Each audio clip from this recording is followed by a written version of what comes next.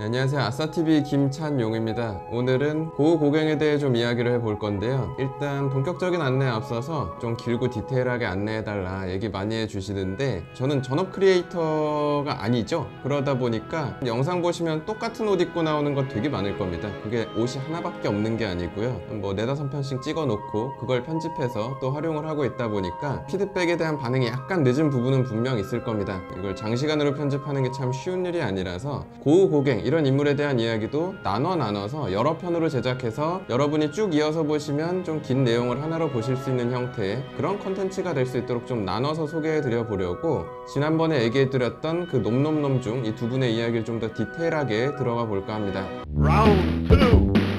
제가 저번에 얘기해 드렸을 때 이 두 사람이 함께 활동하기도 했지만 좀 성향이 많이 다르다고 얘기를 했었죠. 일단 그 고갱이 고우 동생 태호의 요청으로 돈을 받고 노란집에 가서 같이 생활하게 됐다라고 얘기했죠. 오늘은 그 시기의 이야기를 좀 해드릴 건데요. 고갱은 사실 고우에게 가고 싶어 하지 않았답니다. 고우가 예민한 성격인 걸 알았기 때문에 가기 싫어했는데, 고우는 살아생전에 작품을 한 점밖에 못 팔았습니다. 근데 고갱은 그래도 몇 점은 판 사람이었고 나름 자기 추종자도 좀 후배들을 만들어 놓은 상태였기 때문에 고우 입장에선 좀 선망의 대상이었던 거죠. 그래서 고갱이 오길 바랬고 두 사람이 함께 지내게 됐는데, 막상 고갱 입장에선 그 시골 같았던 아르이 썩 마음에 들진 않았답니다. 근데 거기서 같이 그림을 그리기 시작한 거죠. 근데 둘이 성향이 워낙 달랐다 보니까 같은 시기에 같은 곳에서 이렇게 그림 연구했는데도 이렇게 서로 다른 결과물을 낼 정도로 서로 스타일이 좀 달랐던 거죠.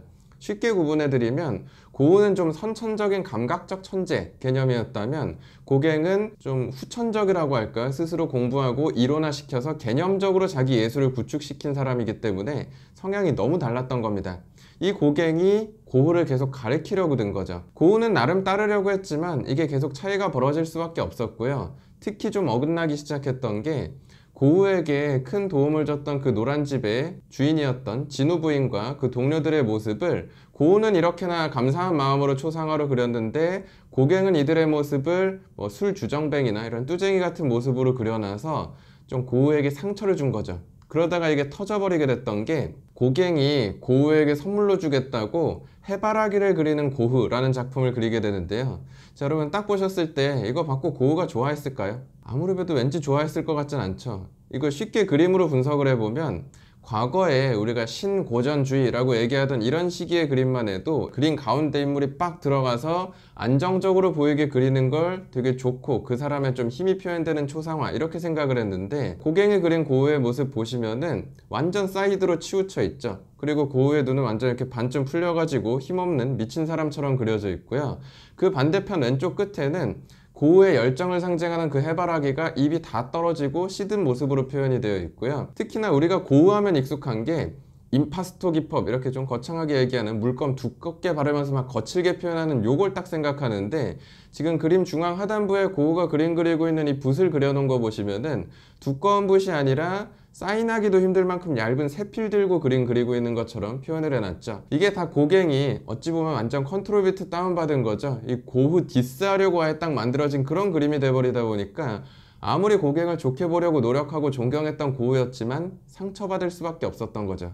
그래서 이 그림을 그린 이후에 결국 둘이 충돌합니다. 그리고 우리가 잘 알고 있는 결국 그 고우의 귀가 절단되는 그 사건까지 벌어지게 되면서 고갱이 바로 짐도 챙기지 않은 채 파리로 떠나게 되고요.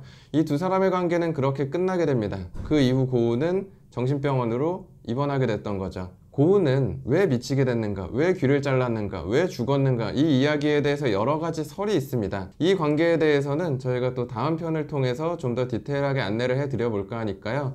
오늘은 노란집에서 고우 고갱이 함께 지냈던 그 시기, 그리고 그 둘은 왜 싸우게 됐는가, 여기까지 좀 진행을 해보도록 할게요.